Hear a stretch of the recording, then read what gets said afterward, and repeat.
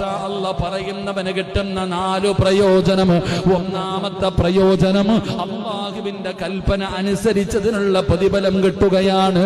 2, എന്ത് കാര്യമാണോ ഉദ്ദേശിച്ചത് അതിൽ അല്ലാഹുവിന്റെ സഹായം ലഭിക്കുകയാ. അല്ലാഹ് എളുപ്പമാക്കി തരികയാ. അല്ലാഹു വഴികൾ തുറക്കുകയാ. 3, സത്യം ചെയ്തൊരു കാര്യം പറഞ്ഞിട്ട് അത് ചെയ്യാൻ കഴിഞ്ഞില്ലെങ്കിൽ ഇൻഷാ അല്ലാഹ് പറഞ്ഞിട്ടുണ്ടെങ്കിൽ അതിന്റെ പാപത്തിൽ നിന്ന് രക്ഷപ്പെടാൻ അതൊരു കാരണമാകാം. 4മത്തെ കാര്യം എന്തെന്നറിയുമോ? ഇൻഷാ അല്ലാഹ് എന്ന് പറയുന്നതിലൂടെ അല്ലാഹു നിനക്ക് ബറക്കത്ത് ചെയ്യുമെന്ന് ആദരവായ പ്രവാചകൻ നബി മുഹമ്മദ് മുസ്തഫ